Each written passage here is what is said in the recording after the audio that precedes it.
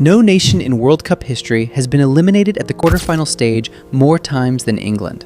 Same wall, different decade, over and over again. On Saturday in Miami, that finally broke. Jude Bellingham scored England's equalizer in first half stoppage time. Then, 3 minutes into extra time, he scored again. Both goals, same player. And somewhere in that same match, Erling Haaland, who hadn't gone scoreless in 16 games for Norway, did exactly that for the first time in his career. That tells you everything you need to know about Jude Bellingham, because this isn't just another talented youngster. Football has produced hundreds of those. Very few actually become the player everyone promised they'd be. Jude did. At 16, he was already playing senior football for Birmingham City. Not because the club wanted a feel-good story, but because he was simply too good to leave on the bench. Just 1 year later, Borussia Dortmund signed him ahead of some of Europe's biggest clubs. It looked like a gamble. It wasn't. Instead of needing time to adapt, Jude immediately became one of Dortmund's most complete players. He could win the ball, carry it through midfield, create chances, and score goals, all in the same game. That's exactly why Real Madrid came calling.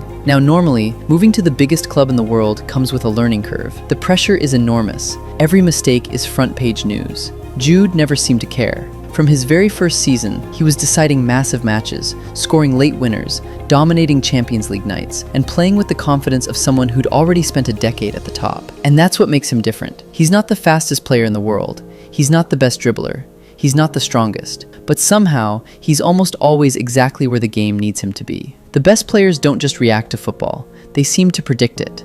That's why, despite still being in his early 20s, Jude Bellingham already looks like the player England could build an entire generation around. Whether he eventually wins the biggest trophies, nobody knows. But one thing is becoming impossible to ignore. We seriously need to talk about Jude Bellingham, because if this is only the beginning, the rest of football might have a problem. And maybe that's the most impressive part. Jude isn't carrying England because he's the loudest player on the pitch. He's doing it because he understands the game at a level most players don't reach until years later. Every run has a purpose.